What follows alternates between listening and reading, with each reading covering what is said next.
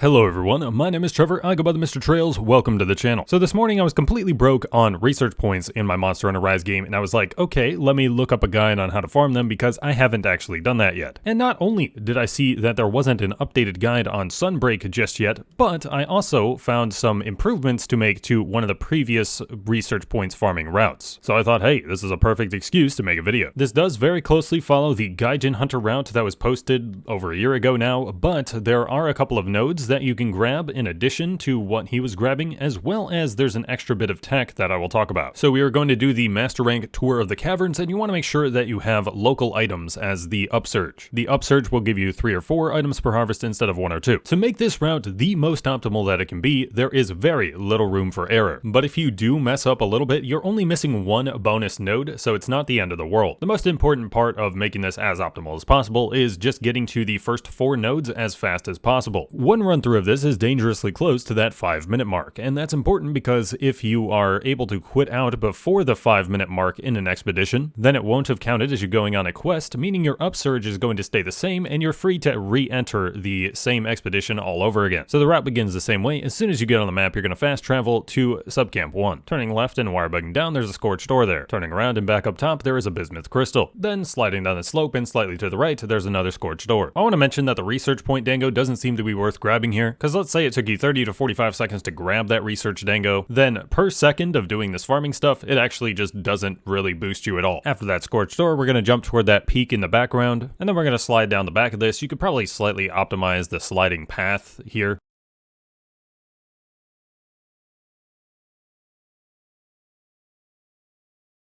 And then we're going to slide off, use a wire bug, and get down to the scorched ore at the bottom. And then we're going to hop on our Palamute. If you make sure you're not in an online lobby while you're doing this, then you can bring along both a Palamute and a Palico. If you bring along a Gathering Palico, you'll just get a few bonus items while you're doing this. You can grab either one of these wire bugs that are along this route here, it doesn't really matter. And across this little lava field, there's another scorched ore. Then we'll do a couple Palamute zooms down the tunnel. Depending on what monsters you have in the area, it will be somewhat likely to run into them, as you saw me run into that Basarios. Then we're going to wire bug up to the scorched ore on the left side here, and then we'll go down to the iridescent ore on the right side of that hallway. I'm not sure if Geologist and Wirebug Whisperer 3 are required for this route, but you unlock the Leather X armor set very early on into Master Rank, which has Geologist plus Botanist plus slots that you can use to throw on Wirebug Whisperer anyway. From that crystal up the walls on the right side, and then Wirebug up to this ore here.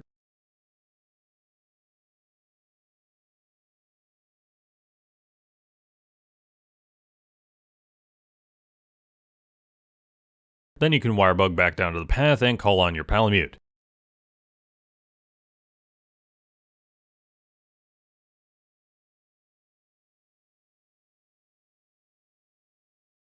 And at the end of this area, there is a scorched ore on the left side of the room. This is one Gaijin Hunter misses in his original video, and he runs right past here, so don't know how he did that, but I'm pretty sure he's gotten a few comments about that in the past year. And then there's a cave next to the Spirit Bird on the right here. Then we'll go up the wall on the right side into the secret room. I'll leave a link to the exact build that I'm using in the description, because I do have some additional perks on the build, such as Wall Runner, which will help you out slightly sometimes if you mess up a little bit. In the secret room, there are 2 scorched ores on the right side, and once you're done with those, you're going to fast travel to Subcamp 2.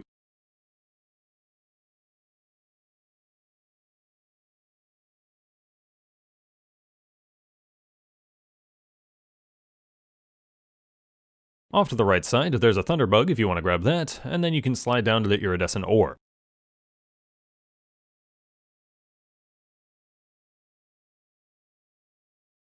Then to the left, you can wirebug up the left side of the canyon to this fossil.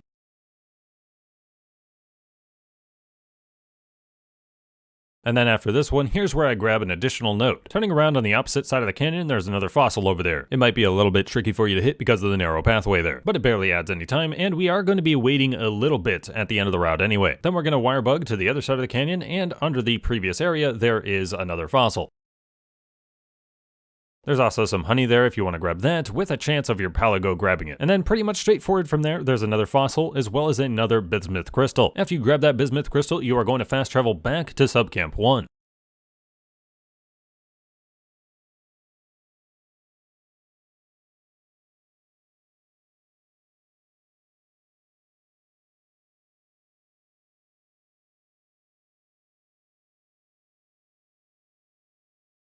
And from there, you're going to repeat the first 3 or 4 nodes. Whether or not you're going to have time for that 4th one is going to depend on how fast you got to these first 4, as well as how clean the rest of the route went. If the rest of the route was really clean anyway, then you will be waiting a bit at the end. But once that first one spawns back, the rest of them will spawn back as fast as you grabbed them the first time. The 4th node is pretty risky to grab again, because grabbing it, at least how I perform the route, put this route at exactly 4 minutes and 59 seconds on the quit out. And again, you want it to be under 5 minutes so that your upsurge does not refresh. If you're not confident in performing the route that perfectly, then just quit out after redoing the 3rd one. It won't be the end of the world. But you'll pretty consistently get 49,000 to 50,000 reward points by doing this route. And with it taking about 20 seconds to load up the next expedition, this should put you about 550,000 reward points per hour. Again, I don't know if there's going to be a faster route than this. This gives you 20 to 21 nodes that you are collecting in those 5 minutes. I didn't exactly test anything, I just found a couple of improvements to make to this route by Gaijin Hunter, as well as the overall reward point game being better because we have master rank now. Hopefully you guys found this helpful. If you did, consider dropping a like for me and subscribe to the channel if you haven't done so already. As I get more confident with Monster Hunter, I might end up doing more Monster Hunter guides. But thank you guys for watching. I have been Trevor, I go by the Mr. Trails, and I will catch you guys next time.